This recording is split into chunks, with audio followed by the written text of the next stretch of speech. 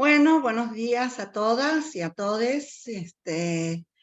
Tengo el gusto de coordinar el panel de violencia patriarcal en el marco del segundo coloquio Centroamérica en debate, violencias, que organiza el grupo de trabajo de Claxo, violencias en Centroamérica, digamos, o sea, en estos días ha habido otros paneles previos sobre violencia estatal y autoritarismo, neoliberalismo y derechos humanos, Centroamérica en movimiento, migraciones, y hoy, bueno, nos toca un tema muy importante que es el de violencia patriarcal.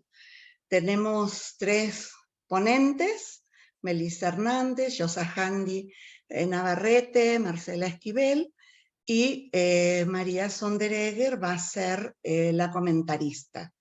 Vamos a tratar de ser muy estrictos con el tiempo para poder debatir. Cada quien tiene 15 minutos y luego María unos 5 minutos de comentarios sobre la ponencia de cada uno y al final vamos a abrir a las preguntas y al debate.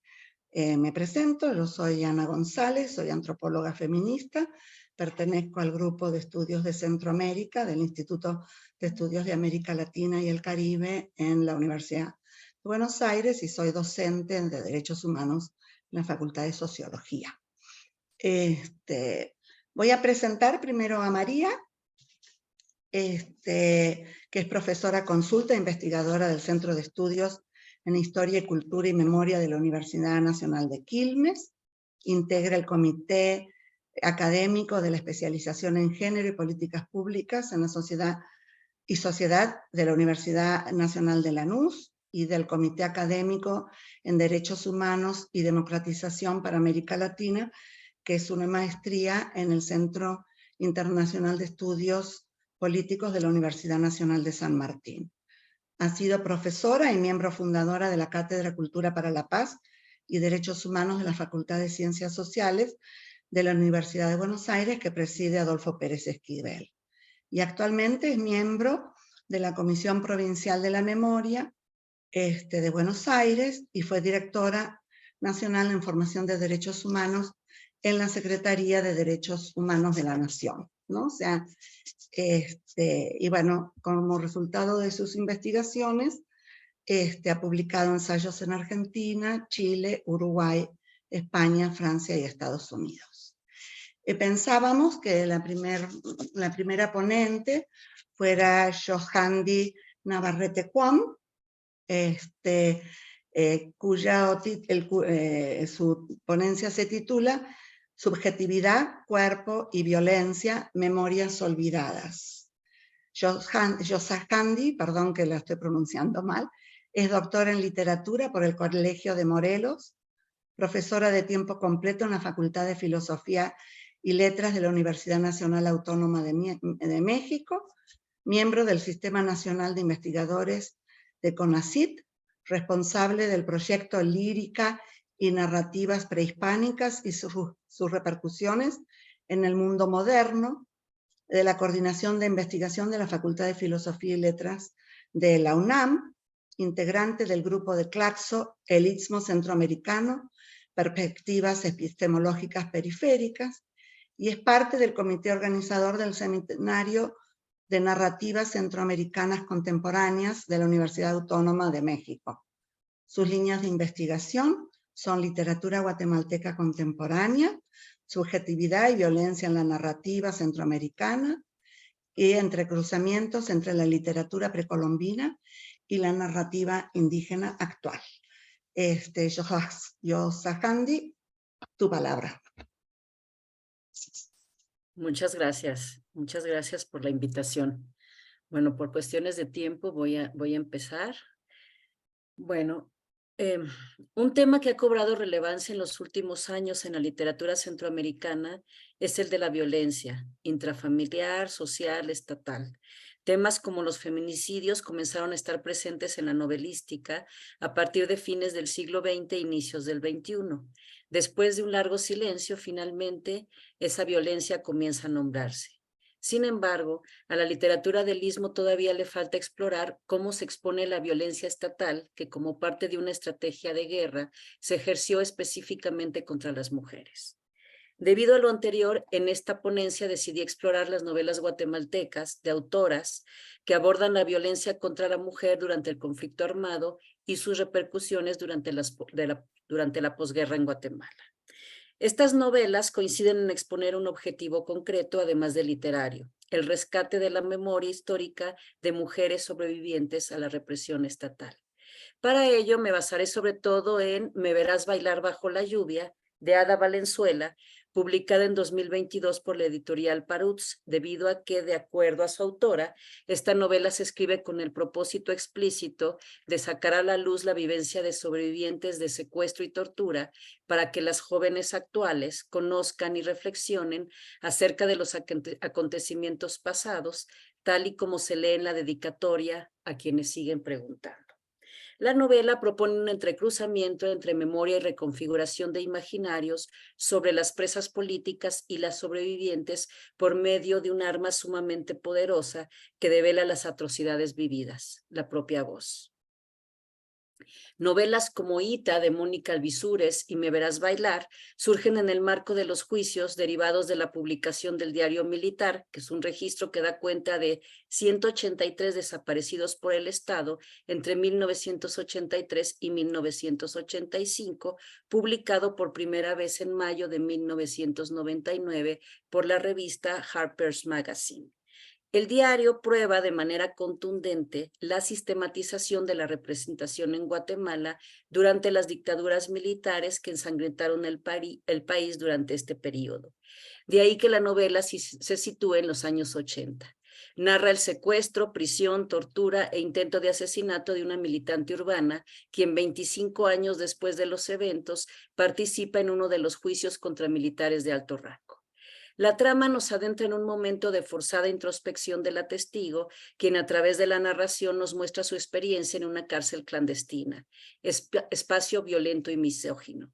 A diferencia de autoras como Carol Sardeto y Alvisures, que en sus novelas construyen una cartografía de la ciudad de Guatemala, el espacio narrado en el libro de Valenzuela es el de la cárcel, asfixiante y demoledor. Desde el primer momento, los judiciales la aíslan. La pérdida de los seres amados como su pareja y sus compañeros de célula es también otra forma de reducirla, nulificarla, al quitarle todas sus redes de apoyo. 4 paredes, jaula tapada al caer el sol, un espacio insondable, agujero negro que me come, me voy desvaneciendo en el olvido. Se lee en uno de los poemas incluidos en la novela. Con este texto, la autora está determinada que la historia de las mujeres aflore y se reconozca. Si tomamos en cuenta que de acuerdo a Holbox, la memoria es un proceso vivo, inconcluso, poliformo, que se distingue por su multiplicidad, de modo que hay tantas memorias como memorias colectivas como grupos sociales, y Rosita. La intención de las escritoras guatemaltecas que se detienen en el conflicto armado, como Valenzuela, Sardeto y Alvisures, entre otras, es poner el foco de atención en la representación de mujeres pertenecientes a la población civil, simpatizantes, militantes y guerrilleras urbanas. Fuera de las pocas novelas protagonizadas por personajes femeninos, los ejemplos que nos ofrece la narrativa nacional sobre la guerra y posguerra están atravesadas por una perspectiva de género fácilmente identificable. Se cortó. No se me escucha oyen? bien. ¿Desde dónde se cortó? No, aquí yo escuché perfecto, Ana. ¿Sigo? Bueno, repito, fuera de las pocas novelas protagonizadas por personajes femeninos, los ejemplos que nos ofrece la narrativa nacional sobre la guerra y posguerra están atravesadas por una perspectiva de género fácilmente identificable, puesto que se han enfocado en lo bélico, en lo heroico y en el desencanto de guerrilleros, militantes y soldados, dejando de lado la experiencia de las mujeres. Es importante resaltar que como parte de la violencia ejercida explícitamente sobre estas, la tortura está encaminada al despojo del propio cuerpo, producto de violaciones, muchas veces multitudinarias, embarazos no deseados, abortos y hasta el secuestro de los hijos nacidos en condición de captura o que sobrevivieron a las masacres en los pueblos indígenas. Muchos de estos niños fueron adoptados ilegalmente por los mismos militares, como muestra la película producida por Steven Spielberg, Finding Oscar, Masacre en Guatemala. Además de lo anterior, en la narrativa guatemalteca la violencia contra las mujeres pareciera representarse como una consecuencia colateral del conflicto y su rol como secundario, ya sea porque las representan como acompañantes, amantes, cuidadoras o víctimas pasivas, lo que impide tener una visión crítica mucho más inclusiva, profunda e integral sobre el conflicto armado y la posguerra. En este sentido, destaca la novela de Valenzuela, quien relata la experiencia de una sobreviviente desde una clara perspectiva feminista. Como señala el personaje principal, no sé cuánto tiempo pasaré escribiendo y revisando. Lo que sí sé es que aquí las mujeres estamos cambiando las cosas, gritando por la memoria, llevando los casos más terribles a la justicia. Si acá la dignidad tiene nombre, es nombre de mujer. De ahí la relevancia de indagar en la memoria colectiva, familiar e individual desde la subjetividad, no solo para reevaluar lo que pasó como parte de una reflexión aguda de la historia reciente, sino para reconstruir y reconfigurar su propia identidad. Al respecto, destacan dos novelas de autoras suecas basadas en entrevistas a mujeres indígenas, como son Antes de la Luz, de Cristina Boman, y Leticia Josefa Velázquez, y La hija del Puma, de Mónica Sack. Ambas muestran a sobrevivientes que posteriormente lucharán por la existencia digna y cuya experiencia ha quedado documentada gracias a testimonios registrados en la Comisión de la Verdad. Pese a estas propuestas, falta hablar más de las mujeres que la contrainsurgencia consideró enemigas internas del régimen dictatorial. En este sentido, la narrativa tiene una deuda con ellas. Desde mi perspectiva, este es el aporte de Me verás bailar bajo la lluvia, cuya protagonista es una mujer de clase media, militante de la estructura urbana de las fuerzas populares de resistencia. De acuerdo a Morán Vázquez, el relato expresa sin ambigüedades la experiencia de las mujeres que fueron víctimas de operativos contrainsurgentes planeados, ordenados y ejecutados desde el Estado para exterminar a las personas identificadas como enemigas internas, con la particularidad que hace visible la violencia sexual empleada como método de tortura contra las mujeres. Lo anterior con el fin de que las sobrevivientes puedan denunciar, obtener justicia y tener un cierre, porque revivir la experiencia y tomar conciencia de lo que se perdió implica siempre un duelo. Como afirma la protagonista, he pasado muchos años escribiendo versos de lucha, versos de pasión por la vida, cuentos para explicar a las niñas la violencia sexual, aferrándome a lo que me quedó, mi voz, mi mano, la inspiración. Escribir mi historia es otra cosa, eso me trastoca todas las partes del cuerpo, trastoca mi tranquilidad, me obliga a recordar. Este tipo específico de tortura, que consiste en el uso y abuso del cuerpo del otro, queda tatuado en la piel y en las entrañas. Como señala Rita Segato, la violación se dirige al aniquilamiento de la voluntad de la víctima, cuya reducción es justamente significada por la pérdida del control sobre el comportamiento de su cuerpo y el agenciamiento del mismo por la voluntad del agresor. La víctima es expropiada del control sobre su espacio-cuerpo. Por ejemplo, en Antes de la Luz, los mismos pobladores están obligados a participar en las violaciones colectivas, propiciando así la ruptura del tejido social y la desarticulación de las comunidades. Y las repercusiones a largo plazo para las sobrevivientes duran toda la vida, como señala la protagonista testigo de Me verás bailar durante el juicio. Y cito, tengo una condición de salud complicada, no puedo tener hijos, tengo estrés postraumático y problemas del corazón, cierro cita. Todo ello 25 años después de su captura. Ella, como muchas otras víctimas, deberá esperar a que existan las condiciones para contar su historia y buscar justicia, y sobre todo para encontrar las palabras para denunciar el horror en mayúsculas. Y dice, he esperado más de 25 años para contar esto, señor juez, voy a seguir. Como señala Segato, sin la subordinación psicológica y moral del otro, lo único que existe es poder de muerte, y el poder de muerte por sí solo no es soberanía. La soberanía completa es la de, y cito, hacer vivir o dejar morir. Sin dominio de la vida en cuanto vida, la dominación no puede completarse. El trazo por excelencia de la soberanía es la derrota psicológica y moral de la subyugada y su transformación en audiencia receptora de la exhibición del poder de muerte direccional de su dominador. Cierro cita. Así la víctima observa y sufre las diversas técnicas de tortura mientras su cuerpo y su voluntad se debilitan. En Me verás bailar, la tortura psicológica comienza de inmediato. Una vez en su celda, la prisionera escucha a los militantes comentar burlones. Dicen que hoy entró carne fresca. Viera general, está buena la cerda, bien rica se mira. Se cierra cita. El general Barrios, su principal torturador, queda impresionado por la belleza de la cautiva. Desde su primer encuentro intenta convencerla de cooperar. Y cito: es muy fácil, exclama, y así sufrís menos, aunque la verdad sí estás bonita. Se soba la barbilla mientras le ve los pechos. Mira cómo te arruinaron las medias, le toca las piernas, y ni los zapatos te dejaron. No sé con qué necesidad una mujer como vos, que podría estar viviendo bien, se metió a esas mierdas comunistas. Cierro cita. Le dice incapaz de entender que una mujer así pueda ser una militante de alto rango. Como una forma de oponerse a las vejaciones, la cautiva lo reta, lo provoca, única arma para confrontarlo. Así, a lo largo de los subsecuentes encuentros se produce una situación singular, debido a que, pese al miedo, ella se niega a ser una víctima indefensa.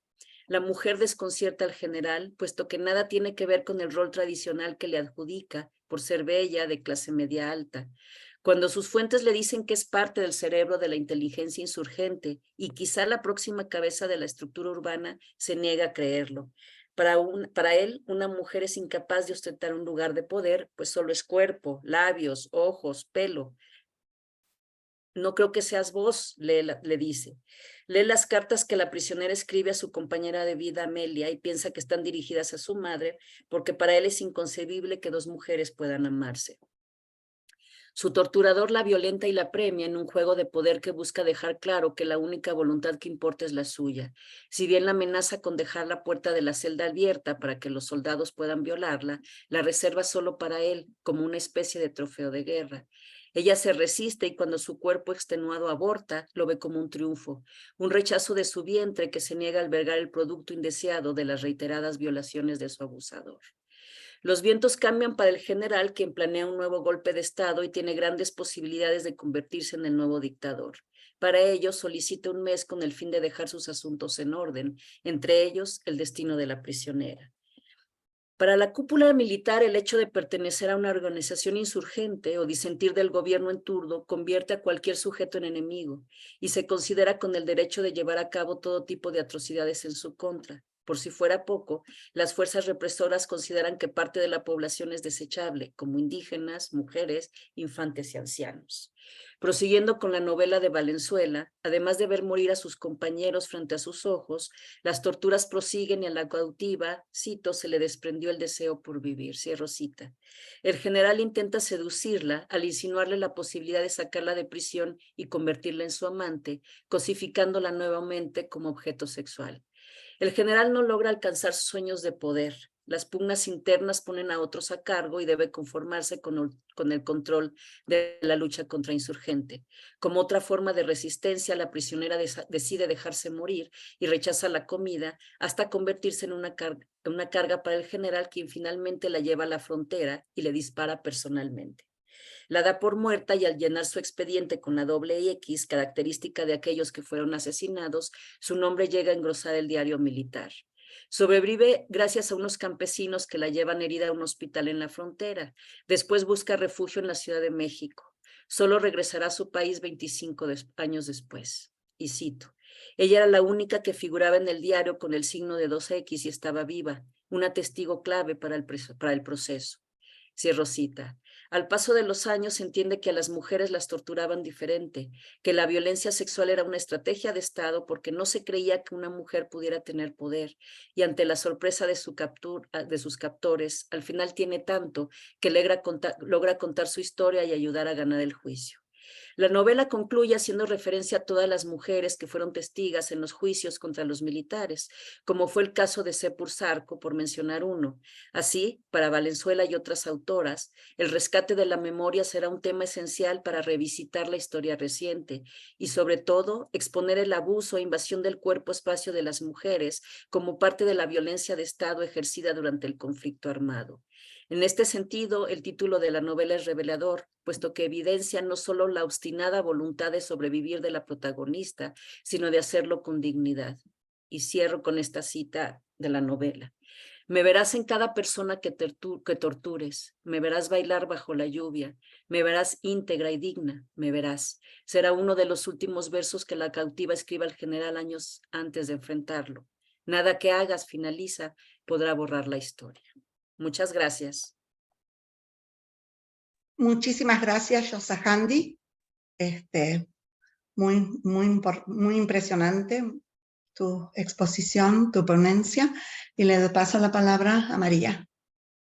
Bueno, gracias, Yossajandi. Me quedé pensando, digamos, cuando la leía y ahora cuando exponías nuevamente y le revisitaba la ponencia, en cómo estas narrativas reverberan en los procesos en Argentina también respecto de lo que fue la violencia sexual y los años que tardó en poder visibilizarse la violencia sexual y de género como un crimen específico por la condición de género de las víctimas, y que formaba parte del proceso genocida, formaba parte del plan sistemático de represión de exterminio. No fue, digamos, un daño colateral, sino que dentro de nuestra estructura patriarcal, la inscripción de la derrota, la inscripción del genocidio, la inscripción en el cuerpo de las mujeres era fundante para el proceso genocida. Entonces, en esta clave que vos señalás, digamos, las distintas formas de domesticación de ese cuerpo, ya sea en el caso del cautiverio, en las formas de cautiverio, como también en el trato de ese cuerpo, la violencia sobre ese cuerpo y la apropiación también de la subjetividad de esos cuerpos. Es decir, que digamos, lo que las narrativas van poniendo en evidencia y está en las novelas que analizás, es, digamos, esta suerte de analogía entre el cuerpo de las mujeres y un territorio cuya propiedad es de los varones. Exacto. Entonces hay una pregunta que subyace siempre que hablamos de violencias, y que es lo que trama la narración, y es, bueno, ¿de quién es el cuerpo de las mujeres? Es decir, no hay una subjetividad autónoma, y esto es lo que es imposible de visibilizar, sino que las mujeres son propiedad del campo enemigo, pero no tienen posibilidad de agencia propia.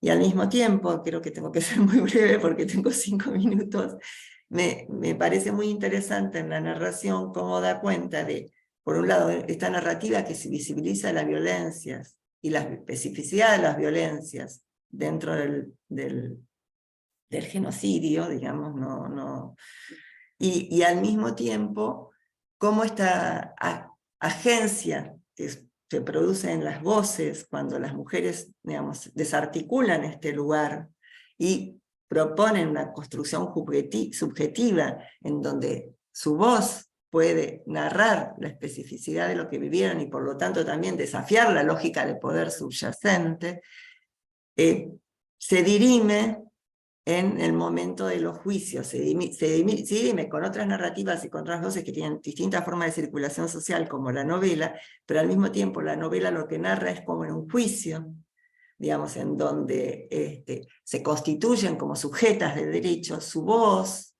y la narración de lo que sufrieron puede ser prueba de lo acontecido. Entonces, digamos, forma parte del pacto democrático y además es una transformación de esa subjetividad, de una subjetividad que era pensada como una subjetividad subordinada, es una subjetividad que se constituye clave en una escena judicial, en la escena del poder estatal para la construcción democrática, clave para poder dar cuenta de qué función tuvo estas violencias específicas y cómo desarticularlas implica también desarticular una lógica de poder patriarcal en el marco del Estado y de la construcción de la democracia. Eran como apuntes a señalar, que me parece que también, digamos, abren preguntas, esta violencia tan, digamos, que las violencias en el marco de la represión estatal, en el marco del genocidio, hayan tardado tantos años en poder ser visibles, da cuenta de que hay un continuo en estas violencias, ¿no? Estaban antes, durante y después, y es muy significativo entonces poder mirarlas hoy, y también, digamos, podemos preguntarnos cómo fue posible que tardáramos tantos años en poder verlas. Exacto. Y lo que hace la literatura es visibilizarlas desde otra postura, en otra forma, que a veces es más efectiva, por ejemplo, una novela así, que leer 20 testimonios, no porque no sean demoledores, sino que el personaje adquiere relevancia, ¿no? Porque hay toda una construcción, hay todo un contexto que le da como mayor visibilidad, ¿no? Pienso que ese es el aporte de la literatura. Sí, y que puede retomar mitos y resignificarlos. Por ejemplo, la figura de la cautiva en nuestro continente, Exacto. en la conquista. Y entonces ahí vos, digamos, en la novela narra la condición de la cautiva, y esto también es interesante para poder significarlo, y tiene otro tipo de circulación que la escena testimonial. Exacto. Muchísimas gracias, María. Me parece que es justamente esta unidad, esta posibilidad de dialogar entre dos realidades que parecerían muy distintas entre Argentina y Guatemala, y sin embargo tan parecidas, ¿no? O sea, ¿no? Cuando hablabas de Sepur Zarco y el juicio hace poco de la violencia sexual en la ESMA, pero sobre todo muy importante esto de poder desde la literatura transferir o transmitir y compartir experiencias que son tan complejas, ¿no? O sea, y la literatura permite muchas más cosas que de entendimiento y de comprensión subjetivo y de profundidad que a veces el testimonio exclusivamente, ¿no? O sea, ya vamos a tener oportunidad de seguir el debate. Ahora le toca a Melissa Hernández Vargas. Su ponencia se llama Hacer visible las huellas de la violencia obstétrica en Costa Rica, apuntes sobre su impacto psicosocial. Melissa es psicóloga y fotógrafa, elabora como docente de la carrera de psicología en la Universidad de Costa Rica y se encuentra elaborando su tesis de maestría en estudios de las mujeres, géneros y sexualidades. Ha trabajado temáticas como violencia contra las mujeres, violencia obstétrica y el par psicología y procesos políticos, ¿no? Melissa, tu palabra. Muchísimas gracias. Lo primero que me gustaría, bueno, pues es agradecer a todas quienes estamos convocadas por acá, y también que me encuentro muy feliz de tener una posibilidad de participar en este espacio donde nos convocamos a hablar sobre la realidad de Centroamérica, que muchísimas veces pues queda también pues un poquito por allí, ¿verdad? Dentro de, o muy hacia la esquina. Entonces, bueno, también mencionar que desde ahí estoy hablando como mujer centroamericana, feminista y costarricense, y pues desde allí también, ¿verdad? Voy a compartir algunas impresiones sobre la violencia obstétrica. Me gustaría mencionar que en nuestra región los movimientos feministas han estado trabajando desde hace muchísimas décadas por la lucha por los derechos sexuales y reproductivos, el acceso a la salud de las mujeres contra todas las formas de violencia y el respeto a la dignidad de las mujeres, y que muchísimas veces estas cosas han sido utilizadas como una moneda de cambio a nivel político, o más bien vemos cada vez pues una fuerte represión en nuestra región que va de la mano con la creciente desigualdad social y la gran alzada de políticas neoliberales que se generan, que se van de la mano también con diferentes discursos de violencia, apadrinados por perspectivas morales y la defensa de la familia tradicional. Entonces, que un poquito también ese pues, es el contexto centroamericano y que como estamos compartiendo en la actualidad también. Ahora, hablo de la maternidad como tortura. Hablo de agujas que irrumpen en tu piel desprevenida. Hablo de torniquetes, de sueros para inducir el parto, de retortijón, de miedo. ¿Quién repara el daño de esta práctica obscena? Esta es una poesía de una poeta costarricense, Arabella Salaverry.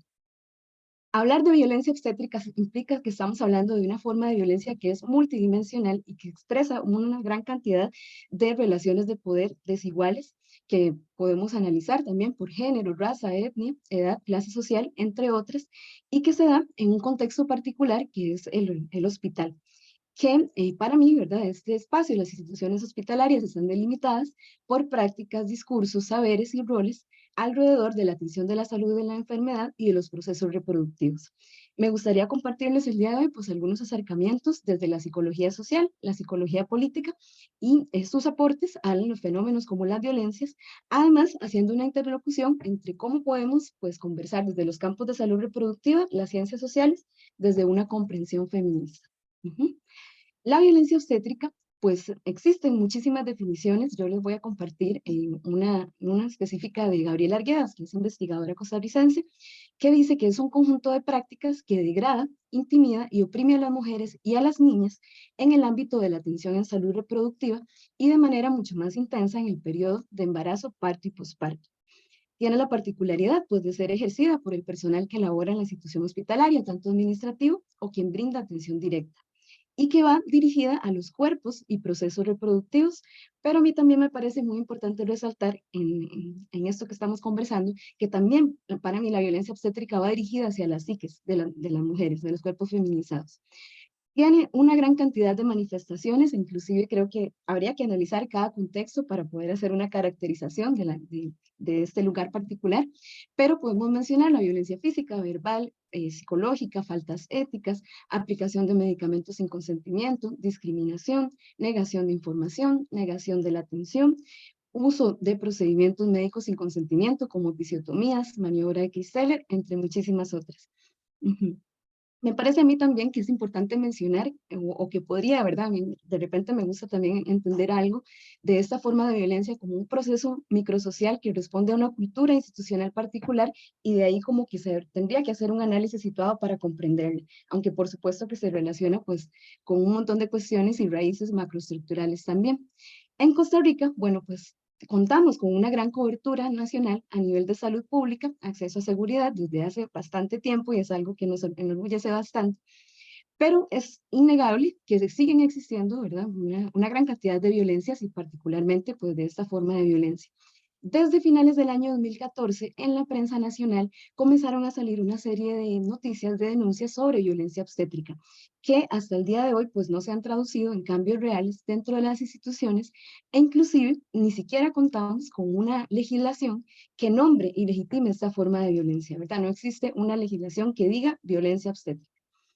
Aunque ya contamos con evidencia estadística en la que se señala que un 57.7% de mujeres que tuvieron un parto en el año 2016 al 2018 experimentaron al menos una manifestación de violencia obstétrica. ¿Qué es lo que vemos cuando escuchamos a las mujeres pues contar esas experiencias? Que en realidad la violencia obstétrica no solo se presenta en una manifestación, sino que pueden haber muchísimas de estas manifestaciones a lo largo de la atención, ¿verdad? En los distintos momentos, en el embarazo, en el parto y en el posparto. Y particularmente en el posparto también tiene características particulares y que muchas veces esa parte suele ser invisibilizada también o las investigaciones de violencia obstétrica se centran más en el parto, por ejemplo. Pero bueno, también por allí. Ahora, un paso más allá también es como pensar cuáles son las huellas de esta forma de violencia en la vida de las mujeres, ¿verdad? Preguntarse qué es lo que queda después, qué es lo que pasa de ese trayecto de salir del hospital a la casa, qué es lo que se llevan, qué es lo que queda, ¿verdad? Y también si es posible justamente mapear algo de la extensión de esta violencia en diferentes niveles de la vida de las mujeres.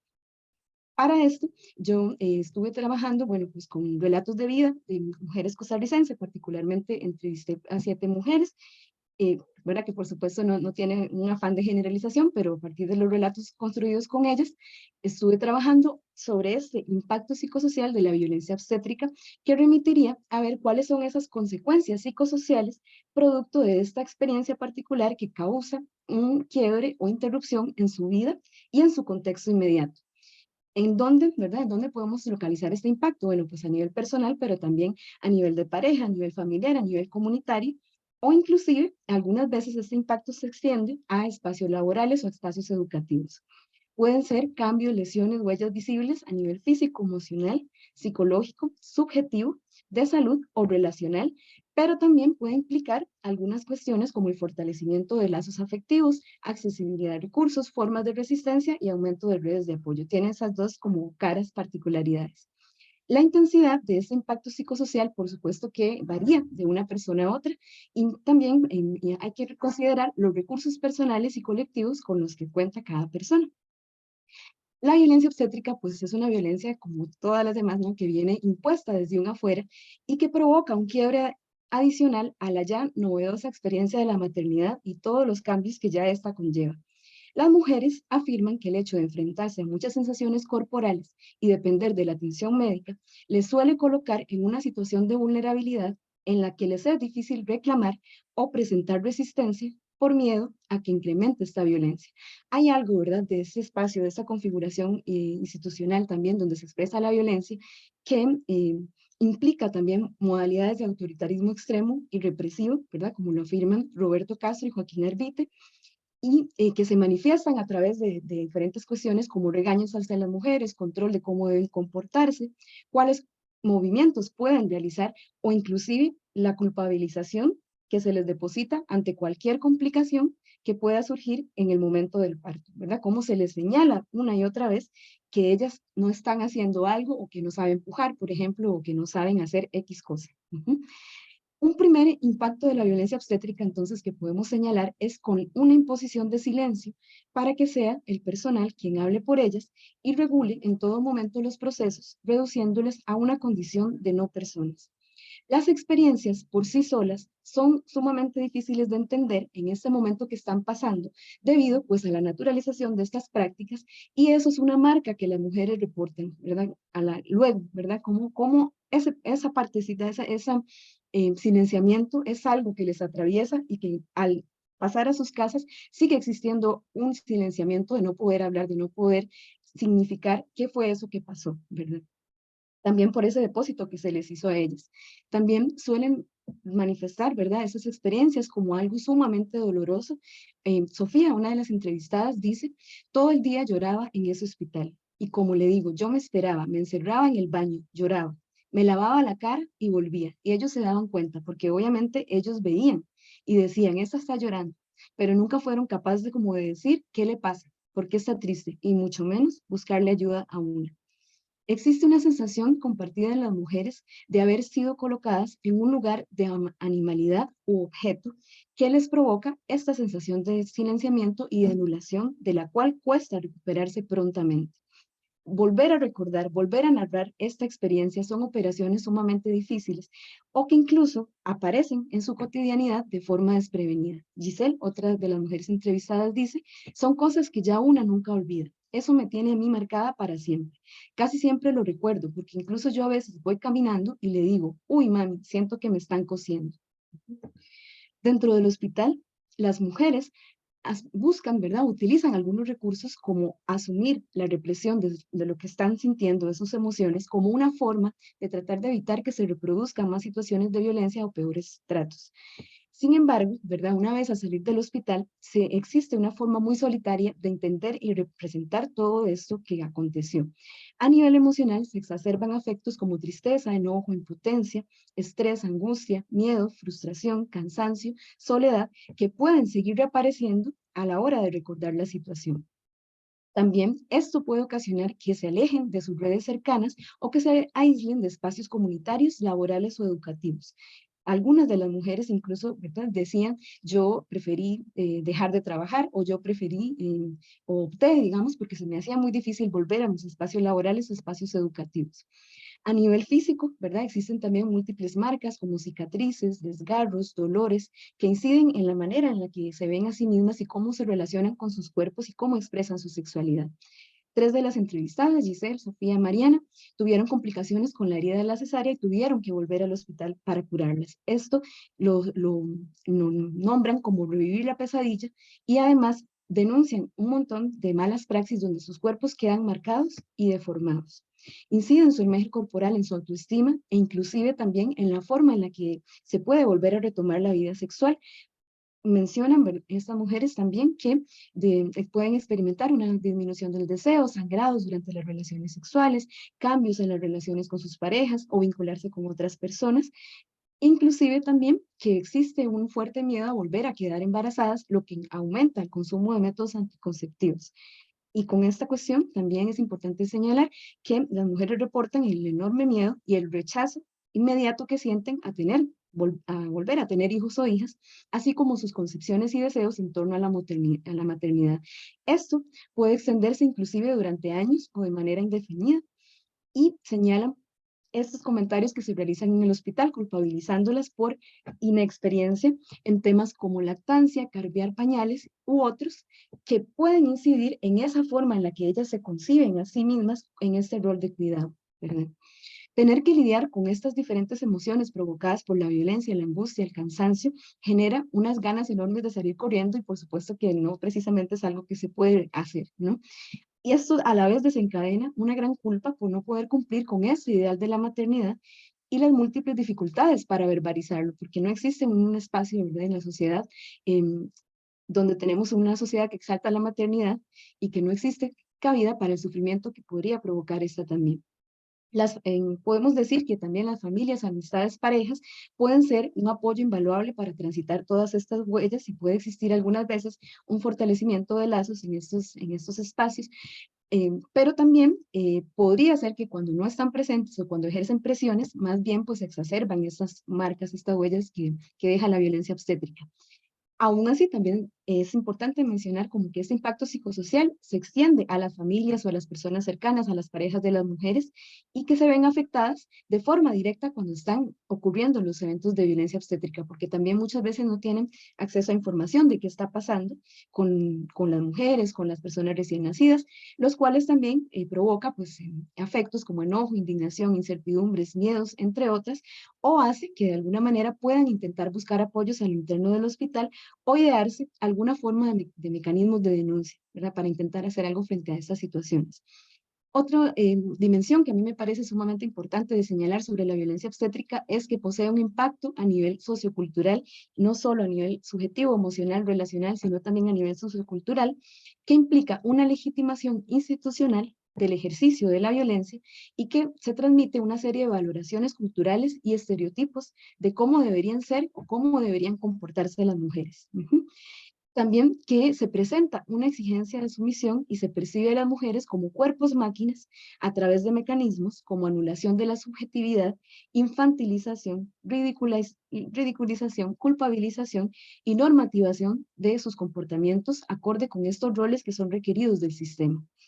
Para mí, la violencia obstétrica legitima la deshumanización de las mujeres, normaliza e institucionaliza la violencia también. Genera desestabilización en la vida cotidiana, provoca desconfianza en el sistema público, el sistema de salud público, representa una violación de los derechos sexuales y reproductivos, aumenta el desconocimiento sobre los tópicos ligados al cuerpo, la sexualidad y la reproducción, provoca cambios en la subjetividad, la identidad, aumenta la desigualdad e incluso puede provocar ruptura de vínculos. Paradójicamente, también podemos señalar pues algunos impactos de carácter positivo, como mencionaba anteriormente, que podrían ser fortalecimiento de vínculos de las mujeres con sus redes más cercanas, o inclusive identificarse con otras mujeres que están atravesando situaciones similares. En este sentido, podemos hablar de acciones micropolíticas o de formas de resistencia, allí, in situ, como narraciones compartidas con otras mujeres, manifestar enojo, amabilidad, uso del silencio, negación de querer volver a quedar embarazadas y denuncias a través de las narraciones que experimentaron, a raíz de estas exigencias sociales de la maternidad. A modo de cierre, pues me gustaría mencionar, ¿verdad?, que esos son como unos primeros esbozos para hablar sobre estas huellas, estas marcas de la violencia obstétrica y como les decía, qué es lo que pasa cuando salen, ¿verdad?, del hospital, qué es lo que sigue después, que podemos hablar de meses, días, años, ¿verdad?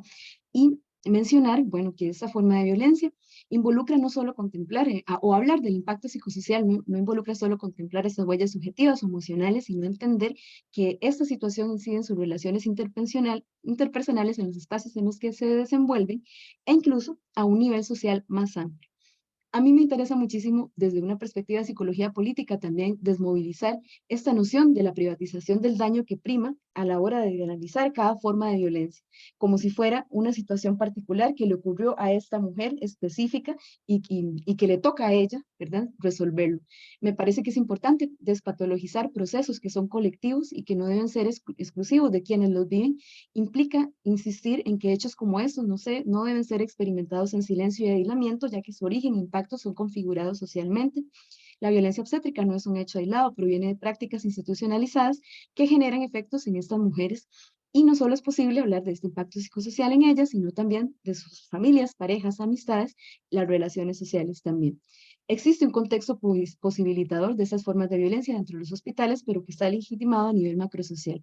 De ahí pues la necesidad de continuar volviendo la mirada hacia lo que acontece en los centros de salud, recuperar las narraciones de las mujeres, justamente ¿verdad?, como mencionábamos ahorita, darle lugar a la voz a estas experiencias, legitimarlas frente a este silenciamiento impuesto, a partir de una ética feminista y de una perspectiva no psicologista o patologizante, y pues continuar abogando por el derecho a una vida libre de violencia. Nosotras pues nos queremos vivas, libres y sin miedo.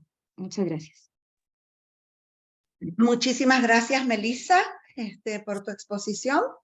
Ahora le vamos a dar la palabra a María Sonderegger para que haga su comentario. Bueno, María. muchas gracias, Melissa. Digamos, algo que me pareció significativo y muy fuerte en todo el desarrollo de tu trabajo, es que, digamos, vos hablás de hacer visible la huella de la violencia obstétrica, pero me parece que hay algo que es muy interesante, que aunque no esté nombrado en la norma de la ley, no hay una ley en Costa Rica, por lo que vos indicás, sin embargo, es muy significativo que hoy podamos hablar de violencia obstétrica, porque la estamos nombrando. Digamos, esta práctica de sujeción del cuerpo de las mujeres, estos imaginarios acerca de la maternidad, todo aquello que la institución médica plasma en la forma en que se produce el desarrollo del embarazo y el parto, el posparto, digamos, controlado por la institución médica en el orden patriarcal, es una violencia que está fuertemente naturalizada durante décadas, y no era nombrada como tal. Entonces me parece que un elemento muy significativo, cuando nosotros hablamos de violencia hacia las mujeres, estamos siempre señalando esto, ¿no? Es decir, lo que estamos es poniendo el foco para mirar relaciones de poder, en donde una de las formas en que se estructuran y se mantiene la forma de sujeción es la violencia. Digamos, la violencia es implícita a la forma de sujeción y las relaciones de poder. Es muy interesante este recorrido que haces, incluso este recorrido que estás indicando, que está pasando en la discusión social, aunque no haya una norma en Costa Rica, porque estamos nombrando, digamos, la práctica obstétrica como violencia, la práctica obstétrica institucionalizada y hegemónica como violencia. Entonces ese es el primer elemento que me parece interesante, y insistir, ¿no? Es decir, vos, digamos, marcás muy claramente esto, esta práctica obstétrica tradicional, institucionalizada, hegemónica, es violencia. Y ese es un dato, me parece, muy fuerte que estructura tu ponencia, estructura tu ensayo, estructura tu trabajo. Y vas entonces relatando, digamos, las múltiples consecuencias, la dimensión plural de las violencias, los efectos plurales de la violencia. Digamos, soy insistente porque me parece muy interesante. Hace 1 o 2 generaciones no se hablaba de violencia. Era así, era la práctica natural, y justamente se hablaba en todo caso de salud, de cuidado, y lo que estaba resaltado era la responsabilidad médica en esa práctica. Entonces, ese es un dato que me parece muy interesante. Y la otra cosa, bueno, para hacerlo breve, pero porque me parece que hila unos ensayos con otros de los 3 ensayos que se exponen hoy, tiene que ver también con esta, digamos, diversas formas de sujeción y disciplinamiento del cuerpo de las mujeres. Y desde este punto de vista, la reflexión con que vos cerrás el ensayo me parece muy interesante, que radica en esta, digamos, ¿por qué, digamos, la voluntad de privatizar el daño?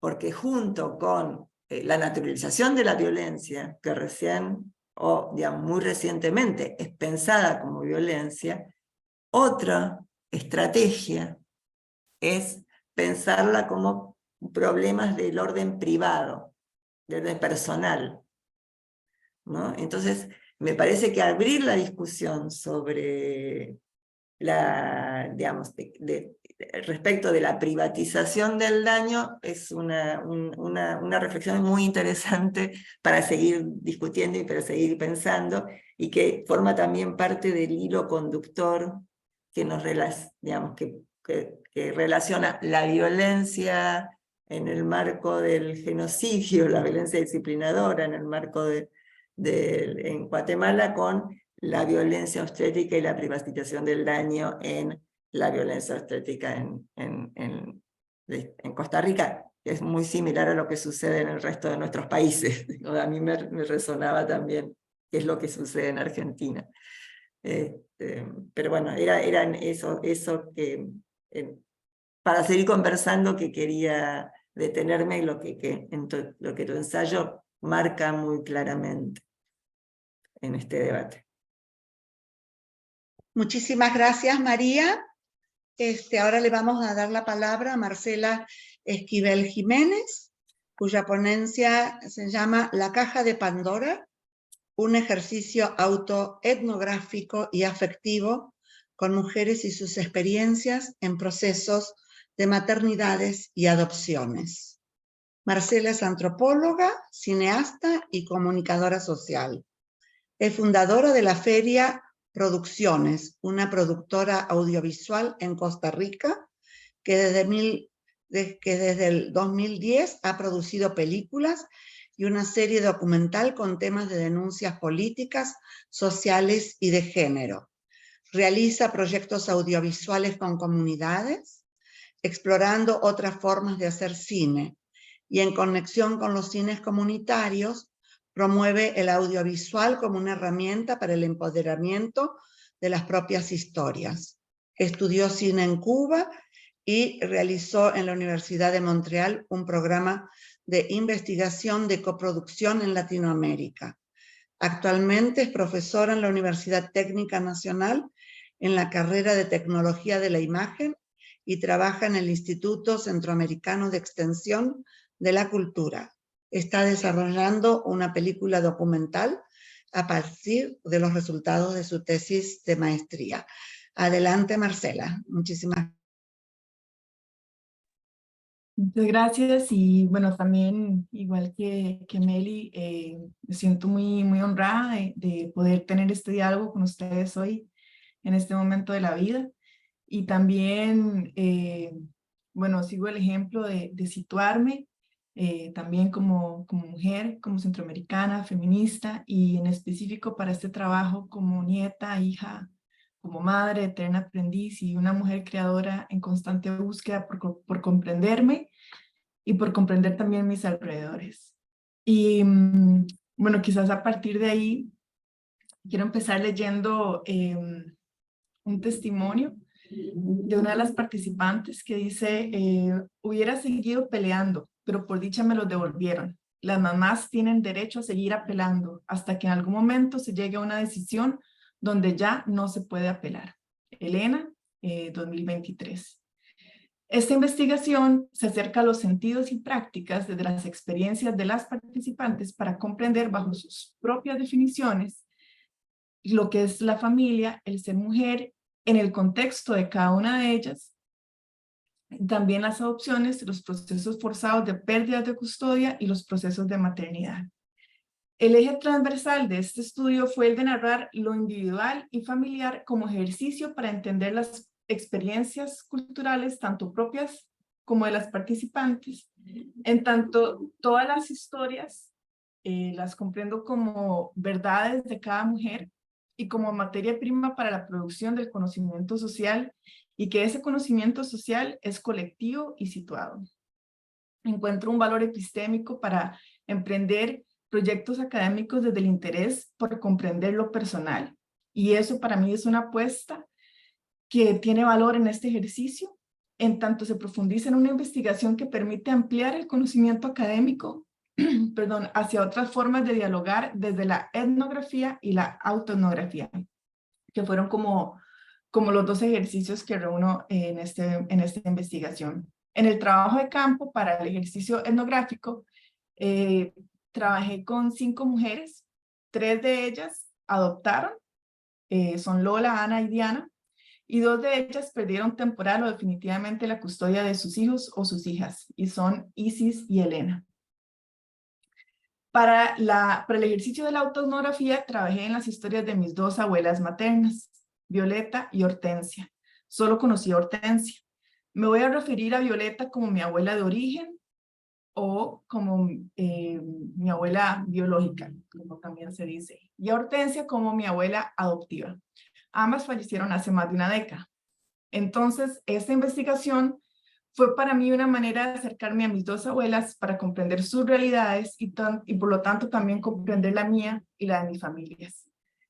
Desde conversaciones con mi madre, a quien voy a llamar Jazmín, quien es hija de Violeta y Hortensia, y con mi tía Luz, que es hija de Violeta, construyo una parte muy valiosa de los procesos de maternidad de mis abuelas, sus decisiones, sus estrategias y sus contextos sociales, afectivos, culturales, económicos y familiares. En el transcurso de la escritura surgieron nuevos interrogantes que me permitieron complejizar la visión con la que inicié el estudio. Pasa por ahí una ambulancia, si la escuchan. Los nuevos caminos fueron guiados por las categorías de violencias, poder, afectos y emociones. Y esto es importante porque fue algo que quizás al inicio de plantearme investigar sobre maternidades y adopciones, no me imaginé que estas categorías de violencia, poder, afectos y emociones estuvieran tan presentes, y fue a partir del trabajo de campo que me resaltan, ¿no? Y si bien el trabajo de campo me permitió comprender los procesos y decisiones bajo los cuales las mujeres participantes, incluso las de mi familia, narraban las prácticas de maternidad y adopción, en todos los contextos surgieron relatos de violencia que superaron en cantidad y presencia lo que yo ya había dimensionado. Me di cuenta también que en la literatura que se mencionaban estas manifestaciones de violencia, desde mi experiencia quedó corto ante los relatos de las participantes y de mi historia familiar. Todas las experiencias de maternidad que se narraron en esta autoetnografía evidenciaron mucha violencia contra las mujeres madres. Y al mismo tiempo, al lado de las violencias fue evidente el componente de los afectos, porque las mujeres no somos solo las violencias que operan en nuestra contra, somos también los afectos, la red de apoyo y la esperanza. Y para mí era importante ir hacia eso y no quedarnos solamente en todos los relatos de violencia y de dolor que han sufrido estas mujeres a partir de sus experiencias de maternidad.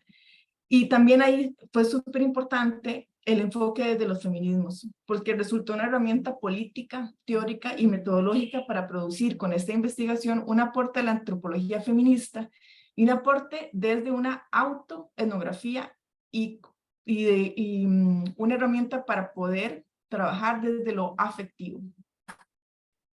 Es importante plantear que las mujeres son juzgadas en todos sus ejercicios de maternidad. Siempre hay una acción de juzgamiento. Una vivencia tan significativa para las mujeres y para toda la humanidad como lo es la maternidad podría ser vivida en menor soledad, con menos culpas y con menos prejuicios. Por eso es impresionante cómo creo que como sociedad nos falta por por ampliar las nociones de familia a procesos y construcciones afectivos más amplios, más selectivos y variados que nutren en la diversidad de nuestras conexiones humanas. Quisiera compartir algunos relatos de cada una de ellas. En el caso de Isis y Elena, fueron las dos mujeres madres que perdieron temporal o definitivamente la custodia de sus hijos. Isis es una mujer rural en un territorio bastante aislado. Elena es una mujer que vive en la zona urbana. Sobre Isis, el testimonio que voy a compartir dice: por todo lo que pasó, un día ella llegó y me dijo, nos vamos. Fuimos al hospital.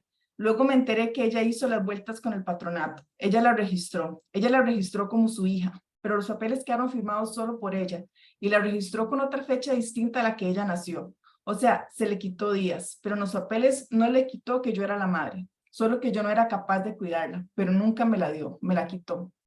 En el caso de Isis, su primera hija, nace a partir de una relación violenta y su suegra le quita, como ella nombra, a su hija. Su hija nace con una discapacidad leve y en el contexto de soledad, sin redes de apoyo, de violencias, múltiples violencias que vive Isis, siendo también una niña de 15 años, le quitan a su hija y le dicen tanto las autoridades del hospital como las del Patronato Nacional de la Infancia, que es la institución encargada de los hijos y las hijas, que ella no era capaz de cuidar a su hija. Y entonces su suegra le quita a su hija y la registra como propia. A lo largo de su vida, Isis, desde ese momento, logra crear estrategias para seguir cerca de su hija, para visitarla, para cada vez que la visitaba hacerle saber que ella era su mamá. Y años después, cuando su hija tiene cerca de 20 años, estando su hija en una situación de violencia, es Isis quien logra apoyarla, acuerparla. Sobre Elena, voy a compartir este testimonio. Yo voy al patronato y nunca se me va a olvidar el nombre de ese señor. Cuando yo llegué, él me dijo que yo como madre no servía, que yo era una madre incompetente, que yo era una madre, él tenía una palabra, ella hace una pausa, que se me olvida, que él no sabía cómo yo podría tener hijos, que él nunca iba a permitir que mis hijos regresaran, que él se los iba a dar a mi mamá permanentemente, y que si mis hijos querían cuando ellos tuvieran 18 años volver a verme o a hablarme, ese era problema de ellos, pero que él no iba a permitir que ellos volvieran aquí. Pues fue muy duro. La verdad que si yo le hubiera dicho a usted, si viera que yo tenía la culpa, pero no, o sea, los chicos quedaban cuidados por alguien. Elena. Elena también es una mujer que desde muy corta edad vive múltiples situaciones de violencia, tanto en su familia nuclear como luego con cada una de sus parejas. Sus parejas fueron todas, tanto en el caso de Isis como Elena, fueron todas personas que ejercieron violencia sexual, corporal, psicológica contra ellas. Elena tiene 8 hijos. De esos 8 hijos, 2 de sus hijos, un momento el patronato les retira la custodia y ella empieza un proceso por recuperarlos. Después de una larga trayectoria, ella logra recuperar a sus hijos, sobre todo porque logra, gracias al apoyo de otra mujer, que a partir de que ella le cuenta sus experiencias con el patronato, con esta institución, y con este señor, que es el que como que ejerce sobre todo como el poder para que ella no pueda tener la custodia de sus hijos, ella logra como comprobar todas las estrategias que ella sí estaba haciendo de cuidado para sus hijos y recuperar a sus hijos después de 2 años de que ellos estén institucionalizados. Los problemas, las vulnerabilidades y las violencias que atraviesan las mujeres no son individuales y no deben ser consideradas como asuntos únicos de las mujeres que los viven y delegar en ella la responsabilidad y la culpa para resolvernos. Las maternidades de las mujeres deberían ser de interés y atención colectiva, porque el ejercicio de las maternidades en condiciones dignas y de respeto es una tarea de importancia vital para la construcción de una sociedad más justa, sin violencia y capaz de llevar a cabo transformaciones profundas. Por lo tanto, las reivindicaciones feministas son a favor de todas en la sociedad, de todas las personas en la sociedad. Esto lo reitero de Rita Segato. Los afectos y las violencias coexisten, por lo tanto, cuando se cuidan las realidades de las mujeres, es muy profundo lo que se puede descubrir desde los afectos, las emociones y el análisis de las historias particulares, más allá de los datos cuantitativos. Y por eso es que me gusta en este momento como contar momentos de los relatos de Ana, de Diana y Lola, para que cuando hablemos de las mujeres y de los casos de la violencia, no hablemos en generalidades, sino que también hablemos desde las historias propias y situadas. Ana comparte que simplemente no es un sistema, hay personas ahí, en ese sistema, personas que tal vez han esperado mucho por una familia y han sufrido muchas cosas por tener una familia como para que los demás simplemente digan, no, esta no sabe lo que es parir, o mira, aquella que recogió los chiquitos, aquellas sí son personas y son sueños y son familias. En el caso de Diana, ella comparte, esta opción de la adopción también nos permite como mujeres tener tal vez más control sin tener que sacrificar otras cosas, o sea, más control como del orden de la vida, no sé si eso existe, pero también ahora eso nos lleva a sacrificar. Qué duro que nosotras las mujeres tengamos que pensar en esos términos, ¿no? Tener que sacrificar una cosa por otra, o sea, tener que escoger entre anhelos importantes y decir, voy a sacrificar este anhelo y voy a poner este otro, pero hasta cierto punto es así, o sea, pienso, por ejemplo, que yo hice un doctorado, o sea, tener un hijo y hacer un doctorado al mismo tiempo, o sea, era casi imposible. Sobre Lola. A los niños hay que hablarles con la verdad. Quizás está como ese error de decir, ay no, Dios guarde, yo con mi hijo no lo hago, pero a mí me encanta hablarle de una forma abierta, que mi hijo sepa, porque le estoy reivindicando que esa es una forma natural de ser familia, la adopción. Con el mismo amor que yo esperé a mi hijo por la vía de la adopción, es el mismo con el que esperé a mi hijo que nació por cesárea. Los dos son hijos míos al final. Lo demás es un adjetivo, una palabra. Es fundamental reconocer el origen de todas las personas para entendernos en la historia personal, pero también porque da elementos para entender nuestra sociedad. Nuestro origen tiene historia, contexto social, político y económico. La adopción sigue siendo un tabú del que cuesta hablar. Las maternidades y paternidades son ejercicios desiguales que acentúan iniquidad, violencias y pobrezas. Y aquí es importante para mí en este proyecto también reafirmar que el cuidado es político y que hace falta que hablemos más de la relevancia del cuidado y la maternidad como categorías políticas para teorizar y para compartir en espacios como esto. Sobre el proceso de la autoetnografía, pues creo que una de las conclusiones más reveladoras del proceso fue que para poder escribir desde la historia propia hay que dejar afectarse y hay que dejar abrir, como decía la compañera, estos espacios de la memoria que no son lineales y que nos atraviesan en distintas formas. Y también, bueno, en este sentido quisiera también compartir un pequeño testimonio de mi tía, que dice, yo digo que fueron las circunstancias y que fue casi obligada por esas circunstancias, porque ella decía que a ella le dolía, porque a esa chiquita ella nunca la veía, esa chiquita, ella siempre decía, esa chiquita, era lo que decía, se la llevó la doctora Hortensia, ella la crió, es por eso que a mí me preguntan por mi hermana y yo digo, no, si yo tengo una muy buena relación con la hermana que crió la doctora Hortensia, ¿por qué no la habría de tener? Sí, claro, nos vemos muy a menudo y si algo nos ocurre a una o a la otra, nos hablamos, nos buscamos y también a mis sobrinas. Y yo digo, las quiero a todas. Les digo, yo lo que tengo como que trato de tenerlo lo más, yo lo que tengo lo trato de tenerlo más. Y de haber sanado lo mejor posible, porque de todas maneras, ¿qué iba a hacer yo con estas decisiones que nada tenían que ver conmigo? Eso es lo que yo le digo a la gente. Mire, eso pasó cuando yo no había ni nacido. Yo no puedo juzgar ni a una ni la otra, probablemente las dos tuvieron una cuota de sufrimiento, y las tres, porque ahí también todas nosotras como hermanas también sufrimos en la adolescencia y en otros momentos por haber crecido con una hermana que no conocimos. En el caso de mis abuelas, mi abuela Violeta dio en adopción a mi mamá Jazmín, a mi abuela Hortensia. Cuando mi abuela Hortensia muere, ella siempre había seguido en contacto con las hermanas de origen de mi mamá y favorecen entre las hermanas y mi mamá el encuentro. Cuando yo soy adolescente, surge una nueva familia. Mi mamá se encuentra con mis tías de origen y empiezan la construcción de una nueva familia. Y ahí empiezan, como ella dice, este proceso también por sanar ese pasado, por hablarlo, por reconstruirlo. Y empieza, creo que el proceso que me trae a este momento de comprender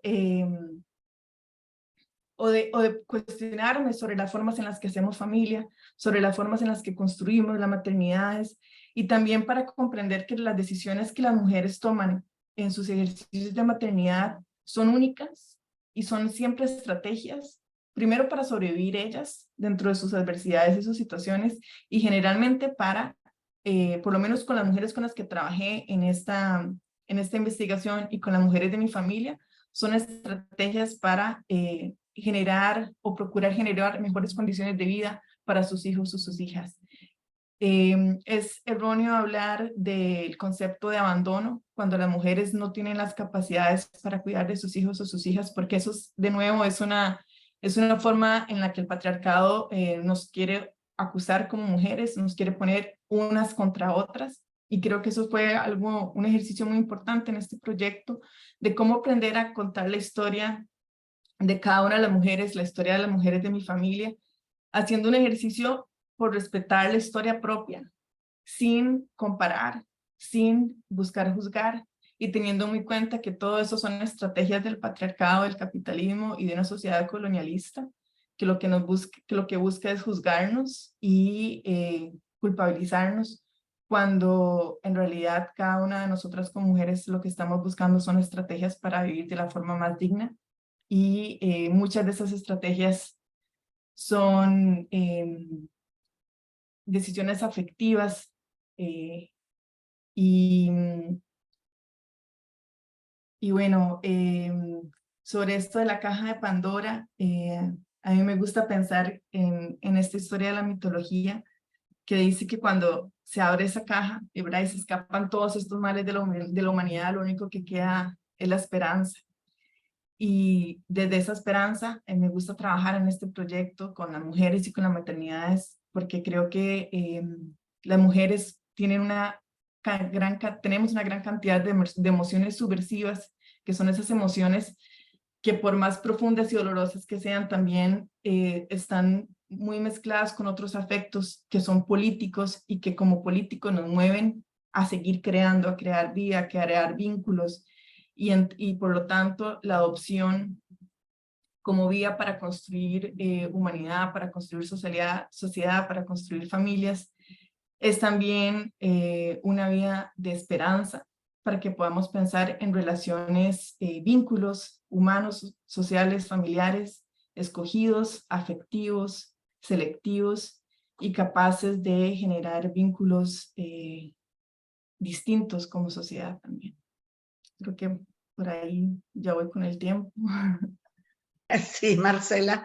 Muchas gracias, Marcela, por tu ponencia. Ahora la vamos a escuchar a María. Sí, gracias, Marcela, por esta caja de Pandora que se abre cuando uno piensa en las adopciones y las maternidades. Me pareció muy interesante en tu reflexión y en la exposición, que aparecieron testimonios que no estaban en el trabajo, en el ensayo que leí previamente. Digamos, de la posibilidad de problematizar las configuraciones familiares. Y porque nosotros digamos, compartimos un horizonte de imaginario familiar que fue construido en el siglo XIX, es decir, la familia nuclear. y muy ligada al pater familias y a la noción de propiedad. Y creo que cuando uno entra en el terreno de las adopciones, tanto, digamos, por parte de quienes adoptan como por parte de mujeres que dejan sus niños en adopción, digamos, tenemos una puesta en cuestión de esta trama tan hegemónica en relación a la familia nuclear y la configuración de la familia nuclear. Y esto es lo que se pone en cuestión y se problematiza en la problemática de la adopción. Y algo de estos, a través de los distintos testimonios, también lo mostrabas, así como mostrabas el peso de los horizontes y las relaciones de poder, de clase y de, digamos, cómo también están tramadas en la distribución de las niñeces y de los niños y niñas. Entonces fueron me aparecieron también como una serie de preguntas en relación a cómo está pensado en Costa Rica.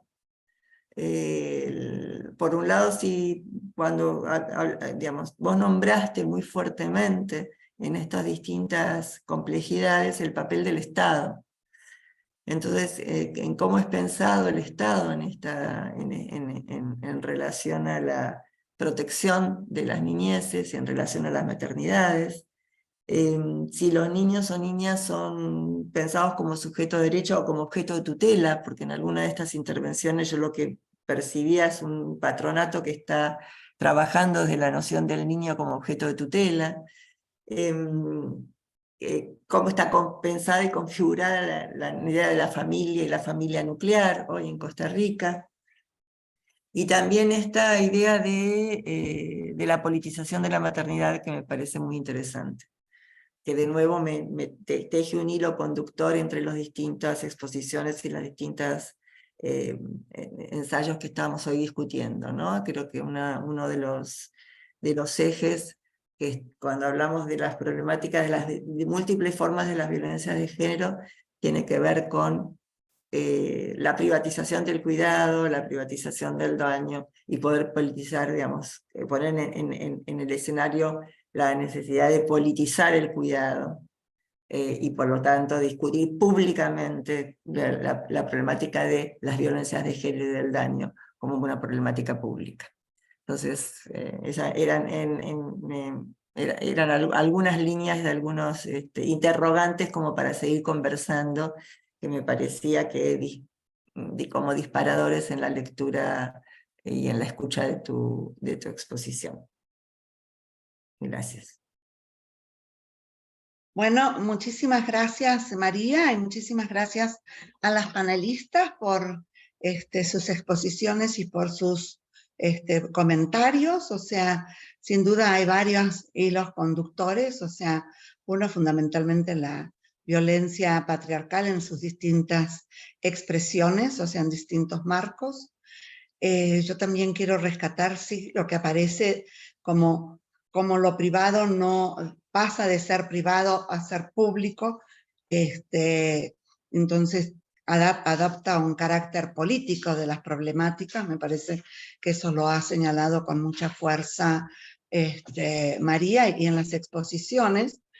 También hay un tema que me parece que es importante, que está señalado, que es la violencia institucional, ¿no? O sea, porque tanto el hospital como el PANI son instituciones que muchas veces, no muchas veces, sino que operan con estereotipos y ciertas presunciones de la mujer que siempre son de alguna manera subordinadas, o sea, siempre hay un poder que decide sobre la mujer, pero también hay protocolos explícitos e implícitos muchas veces, ¿no? O sea, y cuando los agentes institucionales operan con esos protocolos, o sea, esos protocolos están vinculados realmente a una jerarquización y una subordinación de la mujer. Pero también me parece que hay un punto que es rescatable de todas las exposiciones, que tiene que ver con la capacidad de las mujeres de construir lazos colectivos, ¿no? Como estrategias para poder hacer frente a esos niveles de violencia y de subordinación, ¿no? Y hay dos puntos que me parecen muy interesantes de lo que se planteó como metodología, ¿no? O sea, y que me gustaría que por ahí después Marcela lo profundice, que es esto de la autoetnografía, ¿no? O sea, y la literatura como una forma de poder analizar y expresar la realidad política. Nosotros vemos muchas veces que en la literatura se profundizan temas que mucho después la academia investiga y analiza. Entonces yo quisiera en este momento que pudiéramos hacer un intercambio de preguntas, de reflexiones, si hay otras preguntas en las personas que están participando de este panel.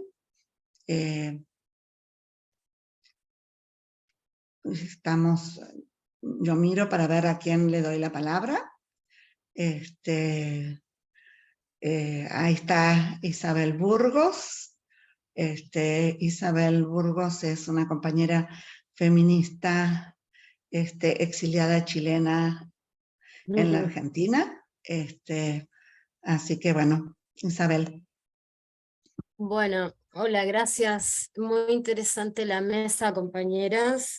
Como dice Ana, mis padres se exiliaron cuando yo era niña. Y bueno, no sé si se escucha bien, estoy con una máquina que se me apaga, así que bueno, si desaparezco porque se me murió la máquina. No, a la compañera, a Melissa, bueno, yo también soy psicóloga, Melissa, me pareció muy interesante tu trabajo. Bueno, quería comentarte que hay una autora, Silvia Bleichmar, que seguramente vos la conocés, que me parece que es muy interesante también para abordar esto que vos estás trabajando, sobre todo porque vos planteas dos cosas. Por un lado, lo que Silvia Bleichmar denomina la desubjetivación, que es el impacto, ¿no es cierto?, y esta imposibilidad de conformar un sujeto, ¿no? Un sujeto que habla, que exige derechos, ¿no? Y por otro lado, esto que vos también planteás, que ocurre a partir del efecto de la violencia, como digamos en relación al aislamiento y todo eso, como un proceso de disociación defensiva. Me parece interesante que es algo que aparece mucho en la situación de violencia, ¿no es cierto?, contra las mujeres, ¿no? Felicito a las compañeras, creo que son instancias muy importantes, sobre todo por lo que estamos atravesando en América Latina, en nuestro país. Y bueno, y por último, decir que creo que hay una cuestión que sí está faltando y que tiene que ver con las violencias contra las niñas en contextos, ¿no es cierto?, de terrorismo de Estado, o cómo digamos, se sistematiza cierto tipo de violencia, tanto violencia sexual, en fin. Creo que son cuestiones como interesantes importantes para desarrollar. Gracias, gracias, compañeras. Muchas gracias, Isabel. ¿Alguien más que quiera reaccionar a lo que se ha estado escuchando? Hemos quedado... Melissa, Yosa Handy. Bueno, yo sí. Bueno, antes que nada, felicitaciones a mis compañeras. De hecho, me gustaron mucho sus ponencias, me hicieron reflexionar sobre cuestiones como la violencia obstétrica, por ejemplo, la cuestión de la adopción. Me gustó mucho esto de la autoetnografía, ¿no? También. Y bueno, yo le quería preguntar a Melissa, ¿no? Desde que leí su exposición, tenía yo, ¿qué propondrías tú como algún tipo de estrategia, ¿no? O sea, ¿cómo se puede empezar a implementar otro tipo de atención obstétrica que sea más amable, incluyente, justa con las mujeres, ¿no?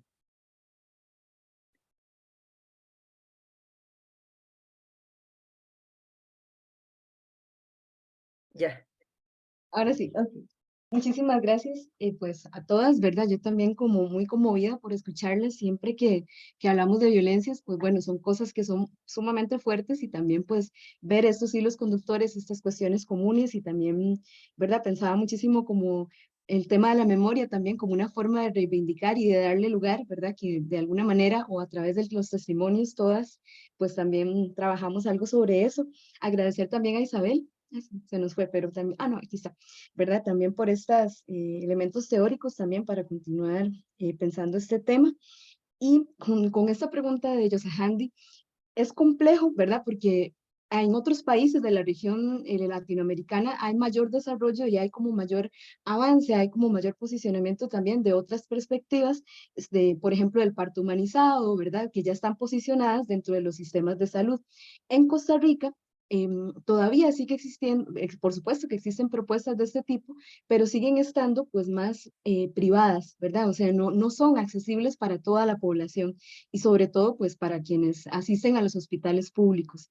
Entonces justamente, ¿verdad? Creo que eso es un problema como que pasa, ¿verdad? Que tenemos en nuestro país particularmente y no sé, ¿verdad? Yo como que tengo esa sensación, sin embargo, creo que bueno, también es porque yo siento que este tema realmente es muy reciente como a la hora de posicionarlo en nuestro país, ¿verdad? Como que pasa muchas veces como que eso, salen una explosión de noticias, se hacen cosas y después baja, ¿verdad? Entonces también como que hay algo, ¿verdad? Como para mí de esta cultura institucional, justamente de esta violencia institucionalizada que queda dentro del hospital, pero que pues implica, ¿verdad? Que se traslada a la sociedad, a la cultura y como que se parte de esta naturalización de la violencia obstétrica, de que la atención va a ser así. Entonces, recientemente hablaba con otra mujer que pasó por una de estas situaciones y ella decía, inclusive muchas veces se cuenta como una hazaña, casi como yo logré sobrevivir a, ¿verdad? Entonces hay como esta cuestión cultural también, ¿verdad? Que yo creo que complejiza y lo que yo he estado como pensando, bueno, es como como tratar de, o no sé, ¿verdad? Como que a mí me parece que al menos en el hospital todavía yo lo veo como muy lejano acá en nuestro contexto, ¿verdad? Como un poquito bastante difícil, a pesar que existen, no sé, como normativas que hablan de género, etcétera, perspectiva de género, ¿verdad? Esas cuestiones no se traducen, ¿verdad? Pues en la realidad. Entonces, yo pensaría que la vía es como que las mujeres puedan tener cada vez más acceso a información y poder seguir hablando de estos temas desde este otro lugar, ¿verdad? O sea, insistir en esta cuestión de que esto que se ve como privado pase a ser público, ¿verdad? Que estábamos mencionando ahorita, y por ende politizarlo. Sin embargo, siento que menos en nuestro país todavía esa discusión va despacio, ¿verdad? Yo recientemente con otra amiga como que queremos construir una obra de teatro sobre violencia obstétrica, entonces como que hemos estado trabajando en eso, pero buscar justamente otras vías de denuncia, ¿verdad? Como el arte, para poder ir abriendo otros espacios e ir sacándolo, pero sí, todavía nos hace falta muchísimo. Ujú. Ujú. Gracias. ¿Alguien más? Yo respecto Julieta. Hola, ¿cómo les va a todas? Ahí, Laura. Bueno, yo no puedo aportar mucho, la verdad, en términos teóricos ni demás, porque la verdad que el tema lo manejo muy poco, pero la verdad que cuando las escuchaba, son temas que nos atraviesan en la vida cotidiana, ¿no es cierto? Entonces, los padecemos a diario. Estaba pensando en el tema del parto humanizado recién cuando estaba hablando Melissa. Yo digo, bueno, cuando yo tuve a las dos nenas, si bien todas íbamos a los cursos de preparto con como un papel acá abajo, ¿no? Y la ley y lo que dice y lo que no dice, qué sé yo, lo cierto es que en el momento del parto terminan ocurriendo un montón de cosas en donde uno está muy vulnerable y no podés, no se terminan haciendo las cosas como uno quiere, desea, sino como lo desea la institución, ¿no? Entonces, esa va a ser una batalla casi como cotidiana, ¿no? Y bueno, inmediata, ¿no? Va.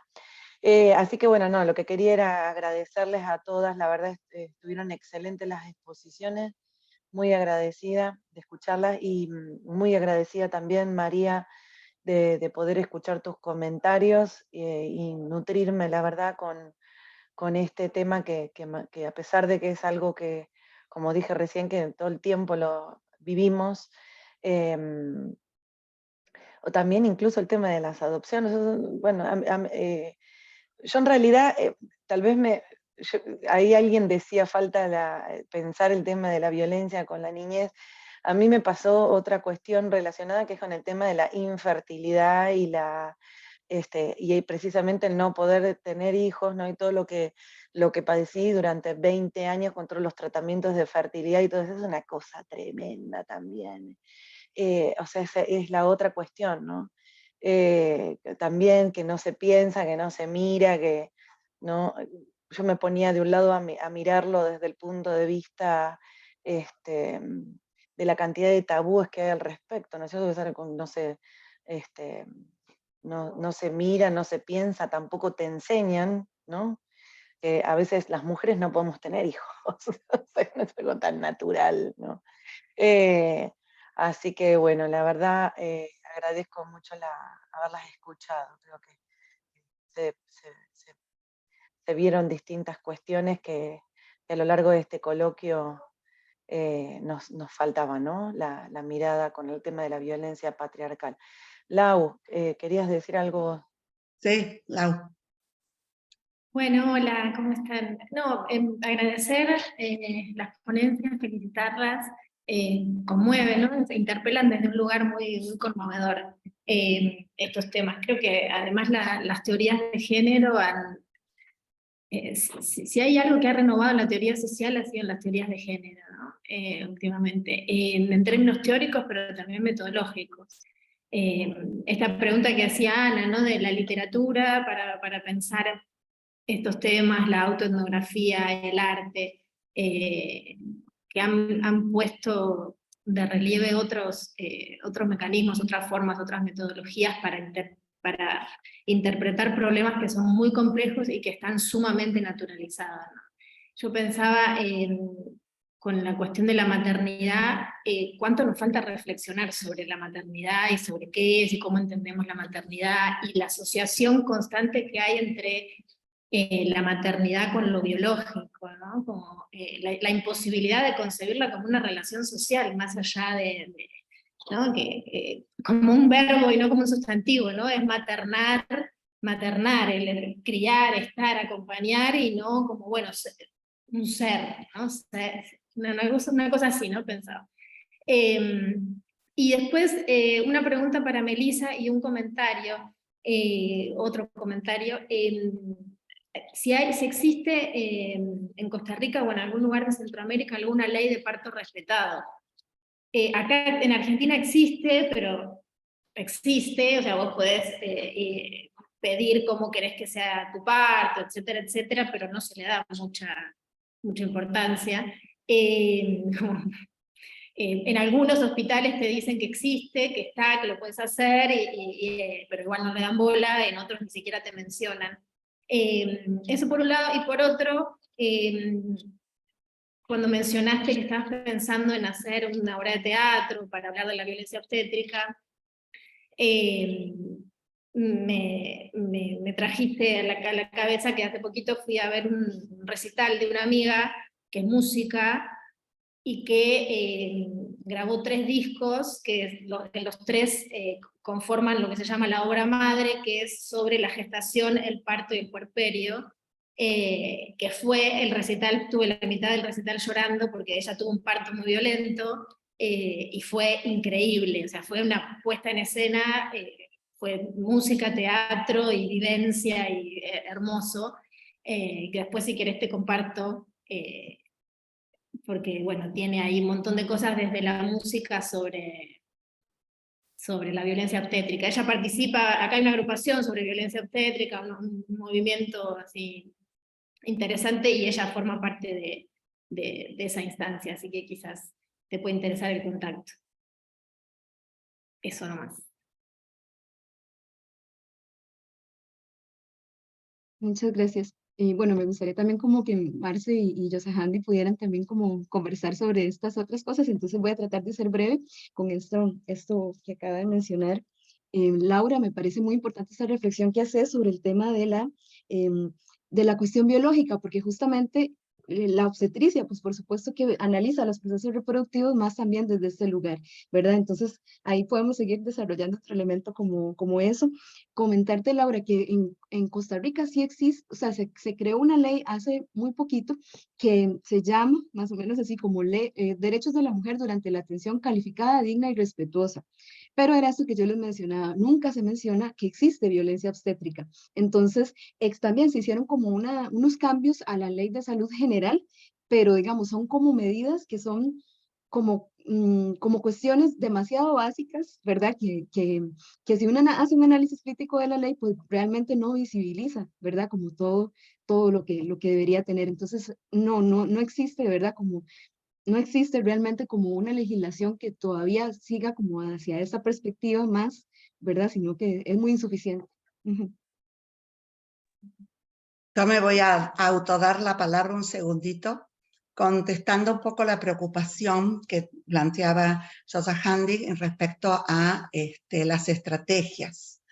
Porque, digamos, es fundamental que se visibilice la violencia obstétrica, pero también hay que entender que, o sea, las leyes no alcanzan a cambiar las instituciones, que si no hay una transformación en la educación médica, donde hay una educación médica, y cuando hablo médica, obstétrica y de enfermeras, digamos de lo que en su momento se llamó el modelo médico hegemónico, que es totalmente estructurada, y que ahora con la agudización, digamos la profundización del neoliberalismo, todo está protocolizado.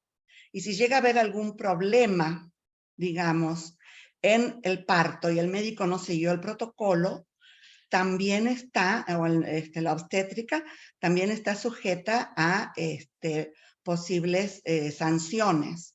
Entonces, creo que es fundamental verlo desde las mujeres, desde la academia, digamos, desde los testimonios de las mujeres, pero es necesario poder analizar el conjunto del sistema médico y de prestación de salud para poder entenderlo, porque si no, nos planteamos temas de culpabilización y no de análisis estructural de las relaciones que se plantean al interior de la obstetricia, ¿no? Y si no hay un cambio en la educación médica y de las enfermeras y de las obstétricas, o sea, puede haber todas las leyes que se quiera, pero no va a haber una transformación de los comportamientos, y esos comportamientos se tienen que transformar en la práctica institucional. Y yo quería hacer un pequeño comentario, digamos, cómo también el tema de la maternidad atraviesa a las tres ponencias, ¿no? Porque, digamos, una es qué es lo que es una buena madre, quién puede ser madre, quién no puede ser madre, quién tiene que parir y cómo, pero también el tema de la maternidad atraviesa a las mujeres militantes. Digamos, las mujeres militantes, digamos, eran transformadas en malas madres que no cumplían su rol, ¿no? O sea, entonces eso me parecía muy importante unir con la ponencia de Joss Sandy y mostrar un libro que me parece que es muy importante, que es, o sea, es Una rosa y 1000 soldados, que es, o sea, el testimonio no velado de una niña, digamos, sobreviviente de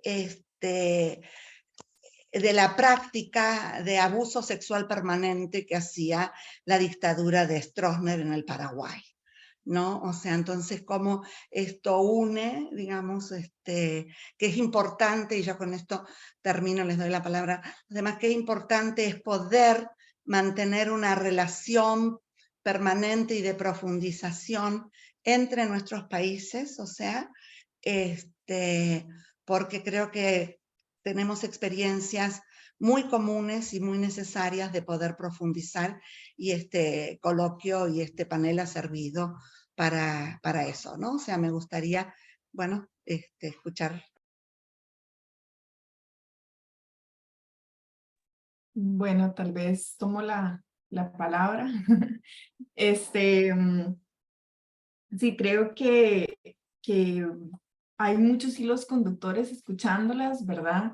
Primero, me parece muy importante y muy rico que seamos mujeres rescatando historias y situaciones de violencias de otras mujeres, visibilizando y poniendo en el colectivo, ¿verdad? Estas distintas formas cotidianas en las que las mujeres en nuestros ejercicios por vivir sufrimos violencia, ¿no? Entonces están las mujeres militantes que en sus ejercicios por defender, ¿verdad? El mundo que quieren habitar son, aquí ahora me surgió una reflexión ahora escuchándolas, que tiene que ver con el poder, ¿no? Con el poder de las mujeres y cómo cuando en una situación de acción-reacción, cuando las mujeres muestran su poder y sus acciones, cae toda esta estrategia, estas estructuras patriarcales, capitalistas, opresoras, ¿no? A tratar de ver cómo nos vuelven a meter en el huequito, ¿no? Y entonces es como, ¿verdad? Lo que nos muestra Yosa Handy en su trabajo, ¿no? Con estas mujeres que van a la militancia, que van con su poder a abrir trincheras, a crear nuevos espacios, a defender el mundo que quieren habitar, caen todas estas estructuras y las apresan, las torturan y ejercen, como decía ella, también lo rescato de los feminismos comunitarios de Julieta Paredes, sobre todo, ¿verdad? Cómo ejercen sobre este territorio nosotras como mujeres esas opresiones, y que creo que eso también, el cuerpo de las mujeres o la vida de las mujeres como territorio político y de exigencia de la vida digna es algo que también cruza los tres proyectos que traemos aquí. Y luego con esta discusión que tenían, bueno, sobre las estrategias del Estado, las políticas, ¿verdad? O lo que hablábamos de que una cosa es, ¿verdad?, como saber que existen las leyes, saber que existen los derechos, pero el terreno de llegar a parir creo que es un espacio también tan desconocido, por más experiencia que cualquier médico pueda tener, por más experiencia que cualquier mujer pueda tener con no sé cuántos partos, cada situación va a ser única y irrepetible, y es un terreno desconocido y de muchísimo misterio todavía, aún para la ciencia. Y creo que esa característica de ese momento de la vida, de esa situación, también me hace pensar en el poder de las mujeres y cómo cuando las mujeres, o sea, tienen ese poder de transitar ese momento de la vida que es parir, con la cantidad de cosas que pueden suceder en ese momento, pues surgen los miedos, ¿no? El miedo tanto de las mujeres como de quien sea que esté a cargo desde la parte obstétrica de eso. Y muchas veces pensé ahora, me surgió así esta reflexión, ¿no? Ante este poder que pueden manifestar las mujeres en un momento de parto, y la necesidad de las personas obstétricas, o sea, médicas, por controlar, por ejercer, por demostrar su poder médico o su poder de conocimiento, pues también hay ese ejercicio de poder, que creo que ante el miedo, muchas veces lo que hace es operar con violencia, ¿no? Operar con violencia ante no saber cómo manejar ese poder que se está ejerciendo en los cuerpos de las mujeres en ese momento. Entonces, por más, creo que estrategias y leyes y protocolos que hayan, ese momento específico de enfrentarse a las incertidumbres que puede tener en el cuerpo y dar a una vida, hay una lucha de poderes ahí como muy tácita y muy sutil entre el poder de la mujer, el poder de los misterios y el control médico. Y ahí hay una pugna invisible de esos poderes, ¿no? Y que creo que escuchando también otros relatos, otras situaciones, hay mujeres que tal vez, ¿verdad?, que he escuchado que son súper, tal vez como feministas y claras de sus derechos a la hora de parir y que dicen, ¿cómo fue que a mí me pasó una situación de violencia obstétrica? Si yo sé defender mis derechos, si yo puedo, pero en ese momento no se puede. No se puede porque está lo que también yo hablaba con las estrategias de las mujeres y que lo rescato de una psicóloga argentina que habla también de los procesos de adopción, que dice, bueno, más allá del instinto maternal que las mujeres puedan tener, está el instinto de sobrevivencia de las mujeres. Y que creo que es algo que tal vez en distintos momentos, límites, operan como, ok, entre esta situación, ¿cómo sobrevivo? ¿Qué escojo? ¿Verdad? Y ahí es donde me parece importante como regresar al terreno de las estrategias de las mujeres para enfrentar las distintas situaciones de la vida y desde dónde operamos esas estrategias que vienen tal vez de algo no tan consciente por más políticas que seamos. Eso, pues como una reflexión ahí que me surgió inspirada escuchándolas. Muchas gracias. Perdón. Sí, porque estamos ya casi sobre el tiempo, perdón. ¿verdad? Creo que María quería hablar algo. Sí. Nada más contesto tal vez las preguntas que hicieron, bueno, sobre la relación del Estado con la protección de las niñeces. Pues sí hay todo, ¿no? una legislación, una constitución donde las niñeces sí son pues, objetos o sea, pues son personas con derecho, pero también el PANI como institución tiene una tendencia a institucionalizar más que a buscar como tal vez apoyos reales o efectivos a las mujeres a partir de este trabajo, ¿no? Entonces creo que es una institución que tiene protocolos muy obsoletos, que no son protocolos que han sido consultados realmente por las mujeres que tienen esas vivencias, sino que son legislaciones hechas por hombres blancos de clase media que no tienen ninguna idea sobre los procesos de las maternidades o sobre las niñeces incluso. Entonces creo que a nivel de Estado de legislación falta mucho para humanizar esto y para aterrizarlo a las realidades. Y bueno, tal vez con respecto a la propuesta metodológica de la autoetnografía, creo que es algo sumamente interesante y que, como decían en las ciencias sociales, es creo que un abordaje que nos puede permitir ampliar el conocimiento, ampliar las metodologías, las epistemologías. Y bueno, yo encantada de poder como ampliar sobre estas metodologías en otros espacios, en otras investigaciones también, o compartir bibliografías si alguna tiene interés. María, ¿vos querías hablar? Sí, Yo quería saludar a Rosalba Campos, que nos está escuchando desde Colombia. Bueno. Tu palabra, María. Sí, no, yo me había quedado Gracias, Anita. ¿Qué tal? Buenos días para todas. Ahí está. Estoy en el celular, no tengo video, pero un abrazo muy grande, Anita. Estoy aquí atenta a lo que están hablando.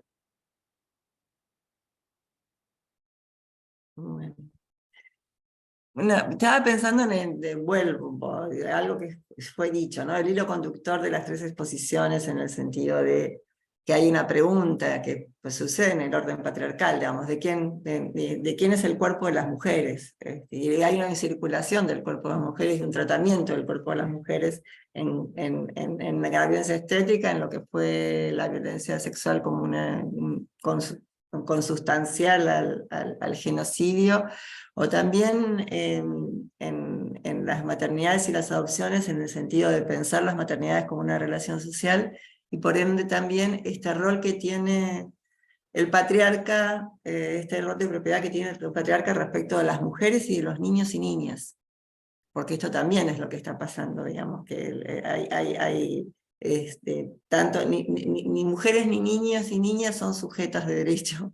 Digamos, hay un patriarca, hay un orden patriarcal en donde es el orden de la masculinidad y el pater familias que dispone de sus propiedades, y esto todavía está vigente en estas prácticas que nos traman y que están tan naturalizadas y a veces incluso consustanciadas en protocolos.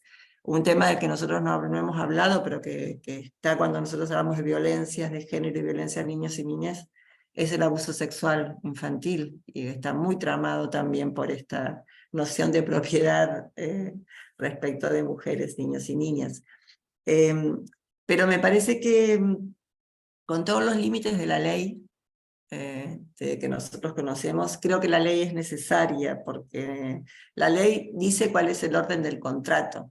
Entonces la ley nombra, cuando nombra las violencias, nombra una práctica naturalizada como violencia. Es totalmente insuficiente, porque la norma es producto de la lucha. Todas las normas que nombran derechos de las personas son producto de lucha social, con lo cual la norma es insuficiente, pero es necesaria, porque puede nombrar cuál es el bien protegido, puede nombrar el daño, y me parece que ese es un punto, digamos, un punto de anclaje muy importante para seguir, por supuesto, trabajando en las múltiples formas en que, bueno, me dicen que está entrando los compañeros de otra mesa.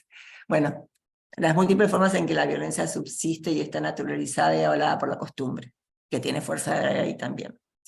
Era nada más, es una acotación así. Me parece que tenemos que terminar, Ana.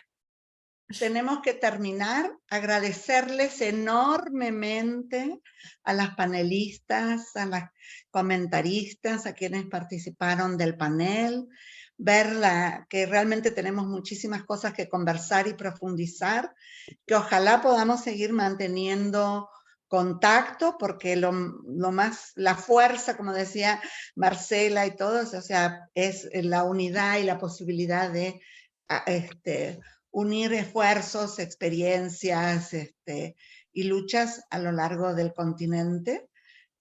Así que muchísimas gracias también a los organizadores y a quienes están detrás de cámara haciendo toda la parte técnica, tecnológica, para que esto se mantenga. Pero sobre todo, plantear que realmente sería muy, muy lindo poder mantener a futuro relaciones, o sea, en términos de poder seguir profundizando, porque cada una de las ponencias tuvo una riqueza enorme y los conductores varios que los podemos seguir profundizando y analizando, pero una riqueza enorme. Y yo quisiera por ahí cerrar con un recuerdo a Rogelia Cruz, digamos, que fue una, y todas las mujeres de América Latina que sufrieron la violencia patriarcal en el marco de todas la respuesta genocida que hubo en todo nuestro continente a las luchas y a las luchadoras. Así que mil gracias, muchísimas gracias. Gracias, Ana.